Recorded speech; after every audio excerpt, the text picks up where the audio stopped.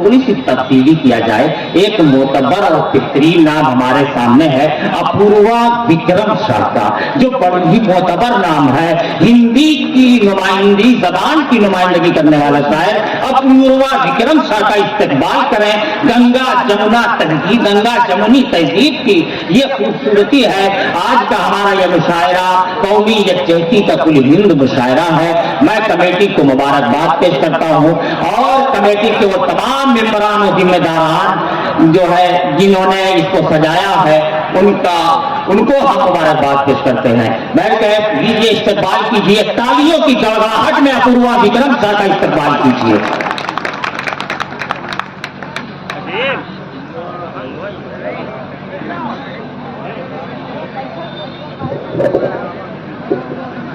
जल्दबाजी है बड़ा चीप को बोला था।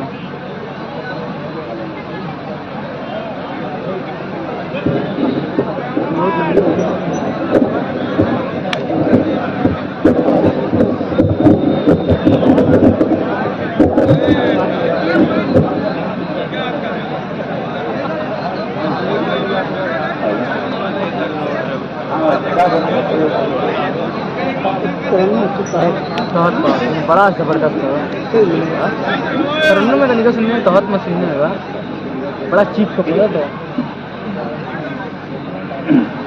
जी अपूर्वा भाई पर माँ सरस्वती को नमन करता हूं। माँ गंगा के तटों, नालंदा के प्रांगण और गुरु गोविंद सिंह की तलवार की जमीन बिहार की ओर से अकबरपुर की जमीन को सलाम पेश कर रहा हूं, स्वीकार। वाह, दो तीन बातें।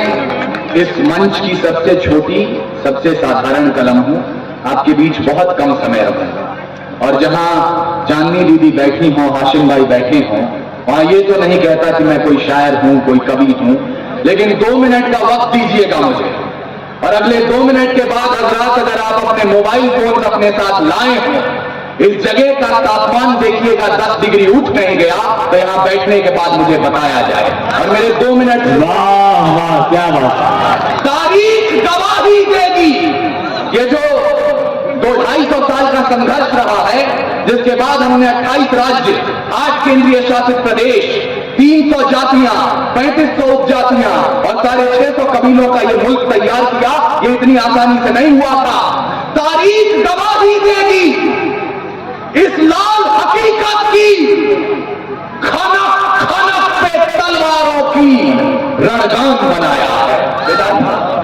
गवाही देगी इस लाल हकीकत की, खनक खनक पे तलवारों की रणगान बनाया है।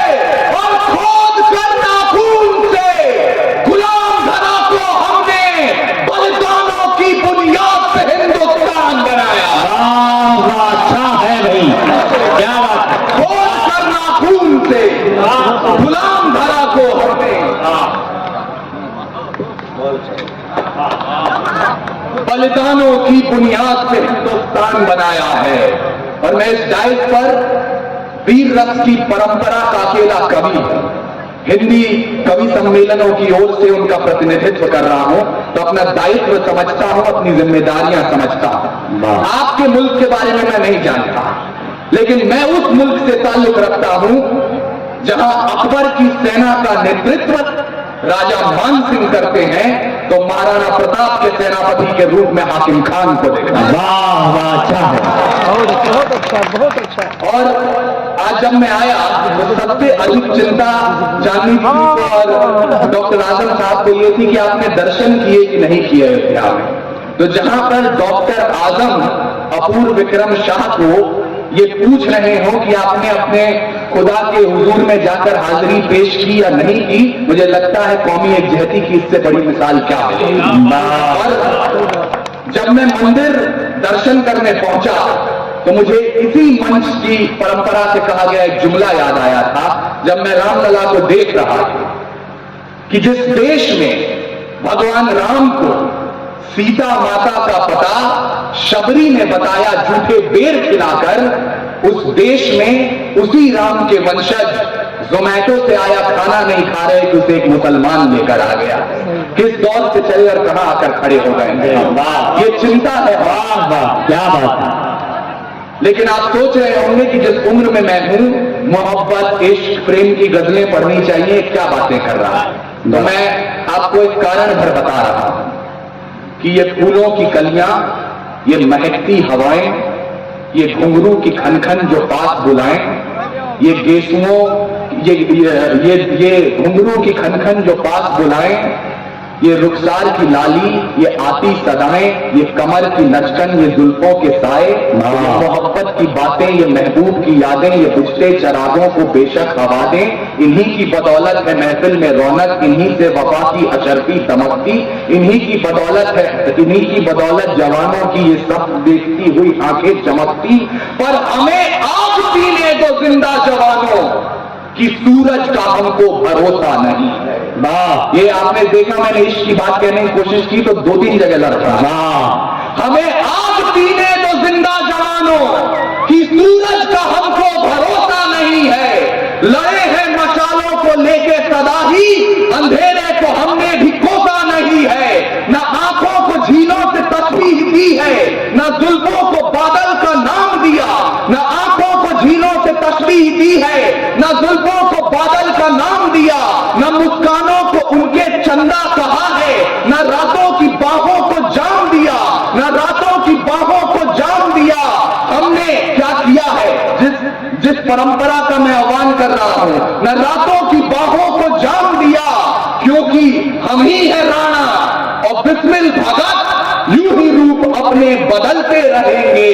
और भारत को उजाले की पड़ी जो जरूरत, तो जलते रहे हैं और जलते रहे। वाह वाह, अच्छा है, वाह वाह, जिंदाबाद भाई विक्रम साहब, जो जिंदाबाद। मेरी जिम्मेदारी थी मैंने पूरी की। अब आप इजाजत दें तो मैं मुशायरा शुरू करना चाहता हूं। जी, 6 पंक्तियां, अपना इम्तहान और आपका इम्तहान दोनों का ले रहा हूं। देखता हूं हम दोनों एक दूसरे के लिए कितना तैयार हैं। हास्य की भाषा नहीं लिखी है, ना ही गजल सुनाता हूं, कविता लिखनी नहीं है, आती चीखें लिखते जाता हूं। देश मेरा जल रहा है, आग लगी है सीने में, हुक्मरान सब व्यस्त दिखे हैं खून गरीब का पीने में। तो हिंदूवाद या इस्लाम का पक्ष नहीं मैं लाया हूं, घायल भारत चीख रहा है, चीख सुनाने आया। अच्छा है, जबरदस्त है, क्या बात है, जिंदाबाद भाई विक्रम साहब, जिंदाबाद। वाह वाह, एक फिक्र है शायरी में, गहराई और गहराई है विक्रम साहब। वाह वाह वाह, अपूर्वा विक्रम शाह की शायरी वाकई सोचने पे मजबूर करती है हमें।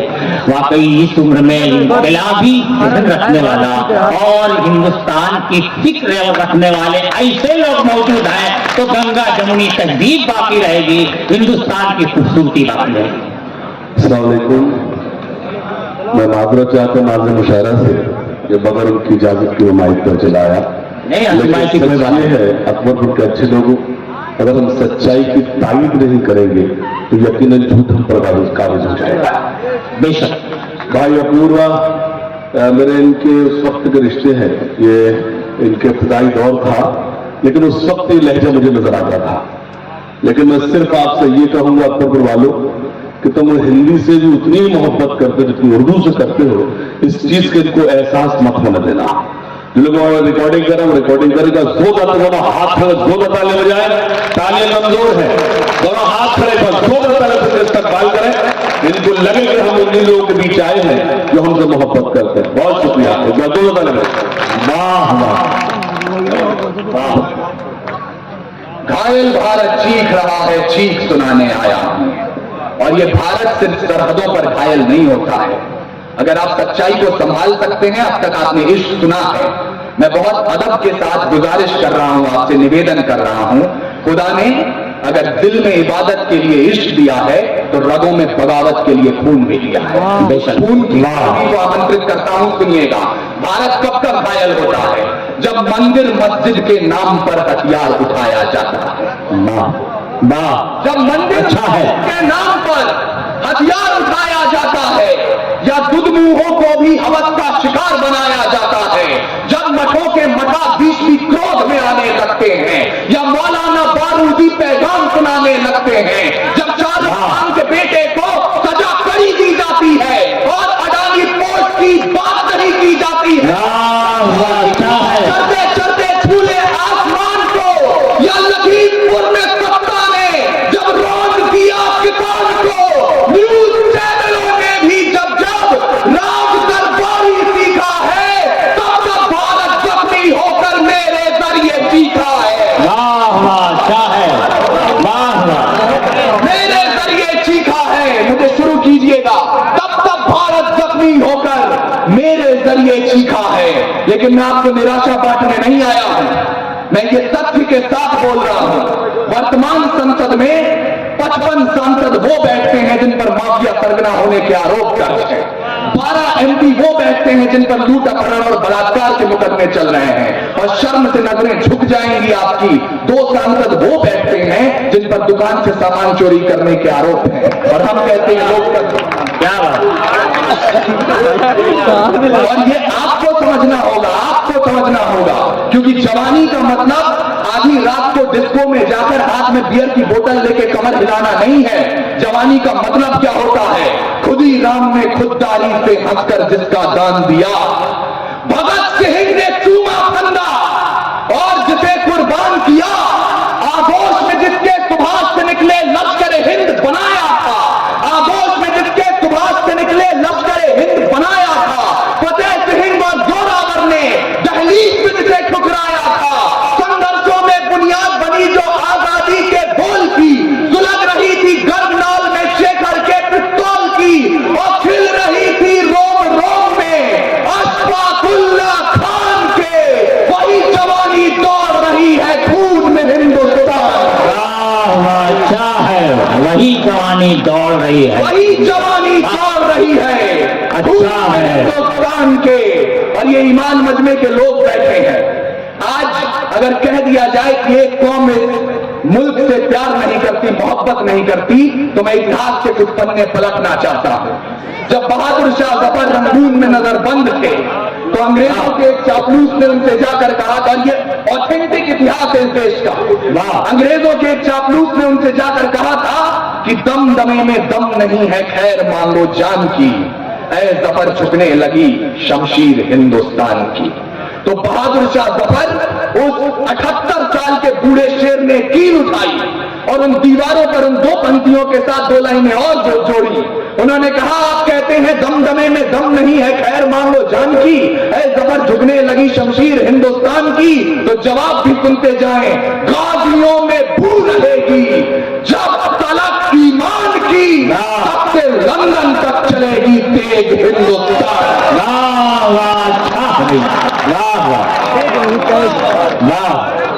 तब से लंदन तक चलेगी।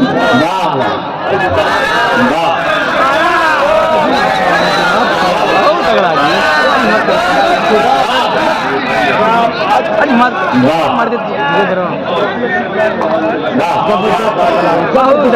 सारा लिख लिए खत्म हो जाएगा। अपूर्वा विक्रम शाह जिंदाबाद। तब से लंदन तक चलेगी। दोबारा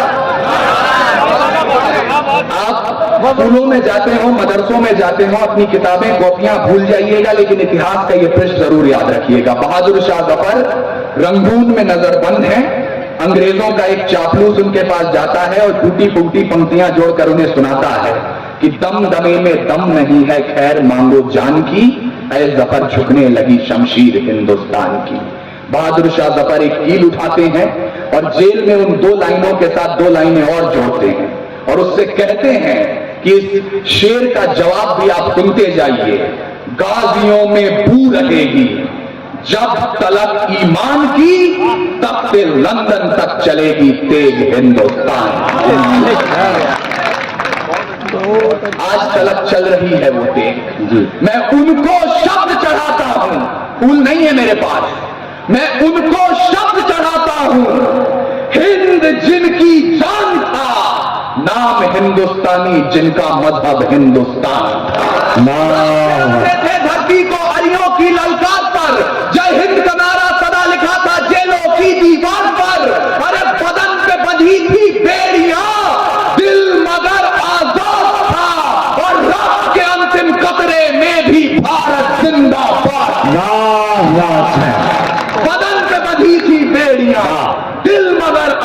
था और रक्त के अंतिम कतरे में भी भारत जिंदाबाद था। उसके बावजूद आज एनसीईआरटी की पुस्तकें पढ़ाती हैं कि मध्य रात्रि 14 अगस्त 1947 दो दस्तावेजों पर दस्तखत हुए और आजादी हमारी झोली में आ गई। क्षमा कीजिएगा, ऐसा नहीं हुआ था। कतरा कतरा खून दिया था, दी जवानी जुनून दिया था, खड़े अंग्रेज मान नहीं तो गोलियों से खून दिया था। गोरियों के गाल नहीं थे ना आवाज मजीरों की, खनखनाहट गूंजती थी सेल्यूलर में जंजीरों की। राजनीति से मिली नहीं है, नहीं खरीदी पैसों से, सौदा लहू के मोल हुआ था। भगत सिंह जैसों से अम्माओं ने गोली खाई थी, बेटे लटके फंदों पर, आजादी की डोली उठी है कुर्बानी के कंधों पर।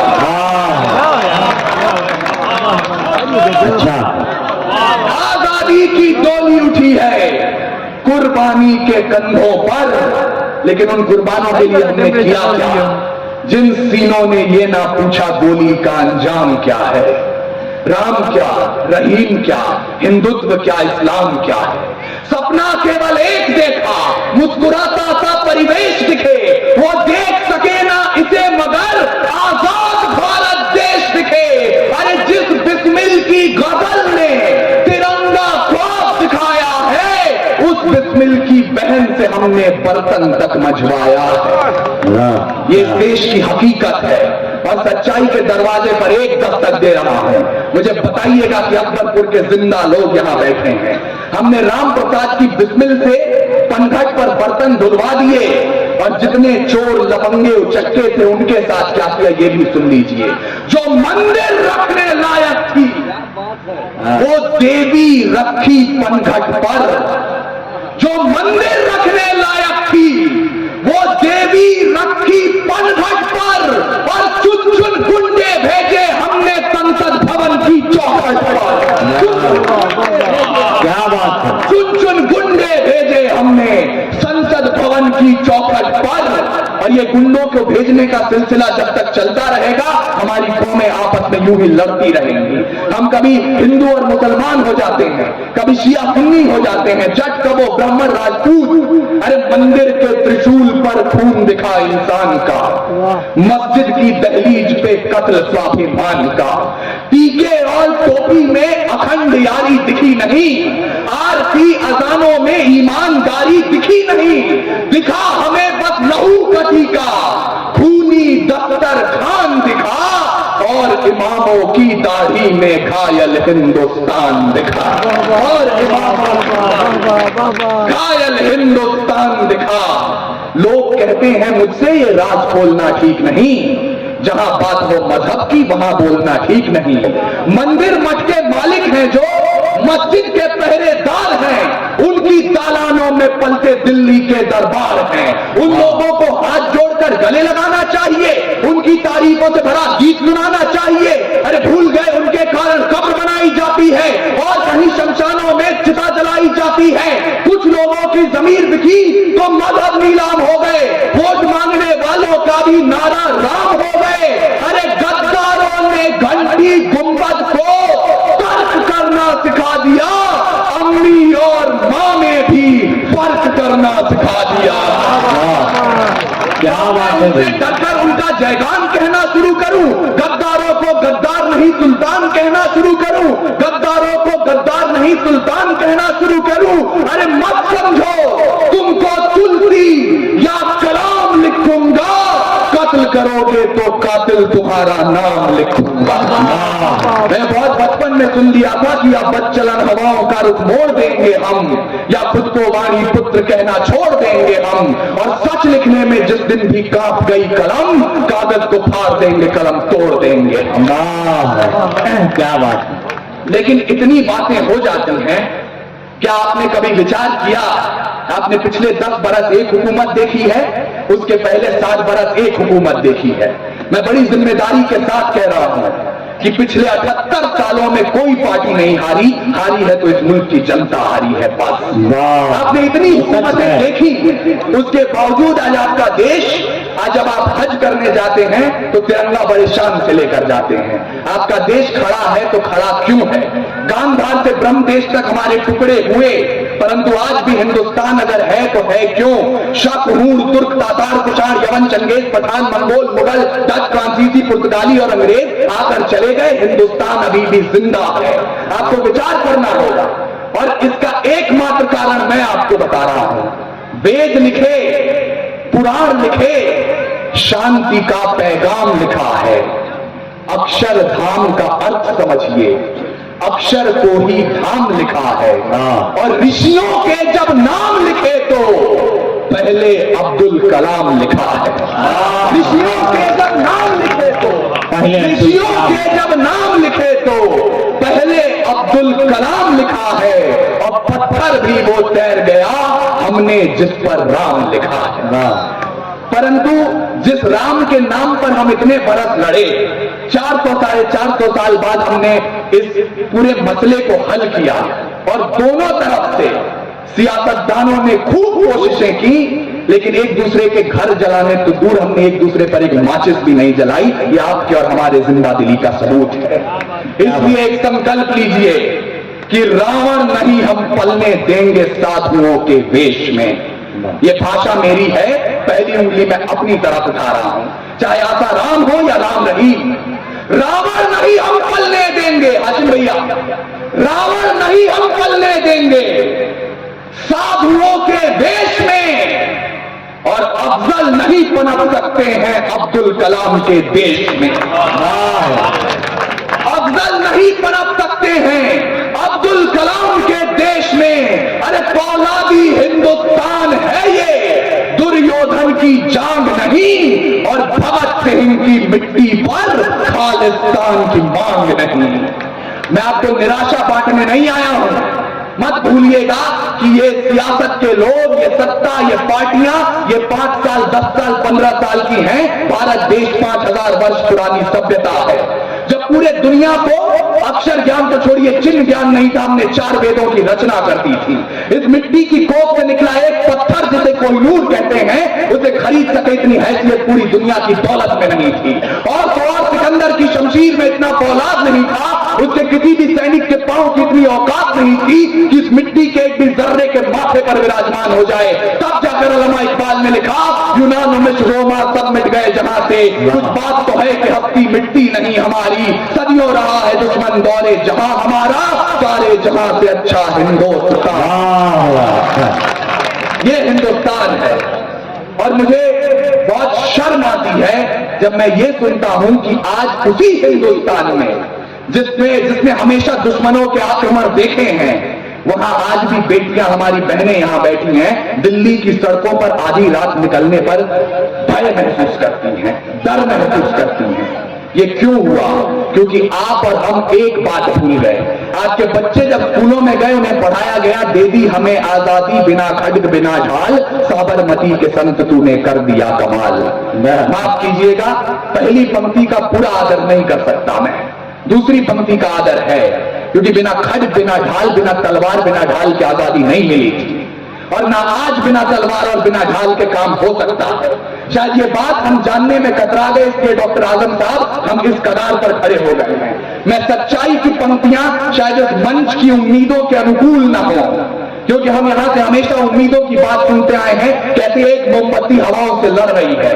मैं आपको हकीकत बता रहा हूं, बाज का खतरा सदा रहा है चिड़ियों की मुस्कानों पर।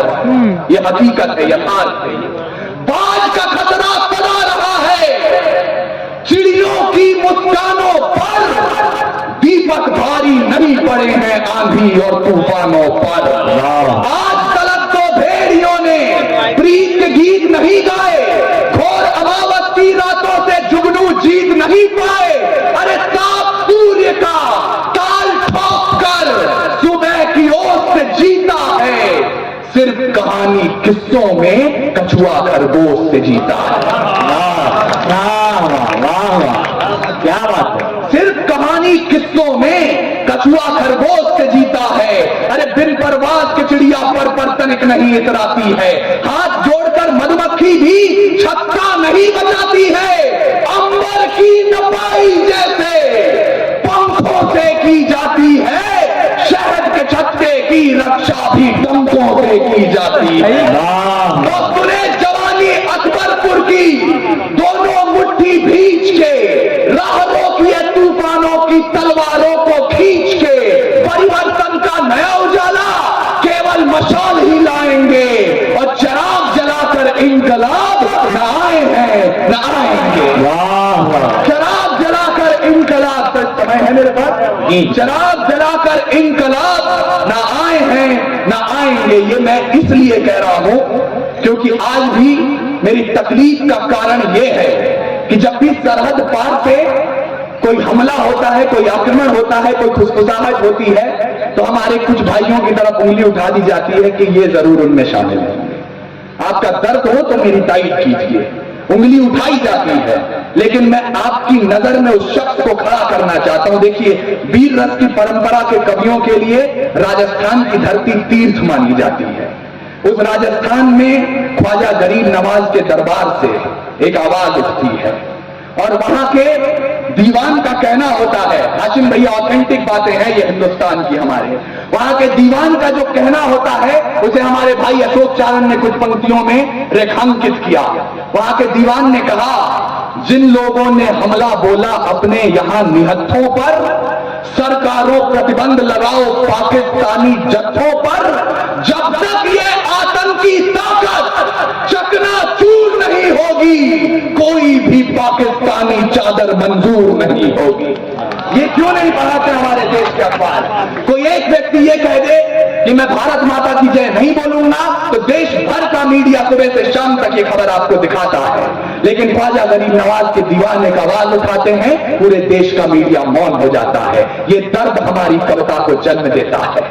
जब मीठी बातें दरबारों के दर से वापस आई हैं, भूखी चीखें सांसदों के घर से वापस आई हैं, जब झोपड़पट्टी से जरूरी राजमहल की घोड़ी है, मजबूरी ने नन्ही बेटी कूड़ेदान में छोड़ी है, अदालतों के चक्कर लेते घिसती बूढ़ी लाठी है, डॉक्टरों ने पेंशनों में हिस्सेदारी काटी है, तब जाकर तेज जबा को धारदार बनाया है, शब्दों को चिंगारी दे अंगार बनाया है, और मजदूरों के दामन का बिखरा टूटा ख्वाब लिखा है, बागी कलम की नोक से हमने इनकलाब लिखा है। और अंतिम पंक्तियां, एक कसम उठाइए इस मिट्टी की और मुझे विदा कीजिएगा। सच्चाई की आवाज है ये बंद ना हो पाएगी, सच्चाई की आवाज है ये बंद ना हो पाएगी, और तिमिर की घोषणा बुलंद ना हो पाएगी। वाणी का जय घोष कभी हथियार नहीं डालता, कातिलों की झोली में ये प्यार नहीं डालता। भारत की आन रहे शीश भी कटाएंगे, सरहद से आवाज आए खून भी बहाएंगे। अरे लहू की रवानी में उफान होना चाहिए, अंबर से भी ऊंचा हिंदुस्तान होना। बहुत अच्छा, बहुत अच्छा, बहुत अच्छा। ऊपर चाहिए।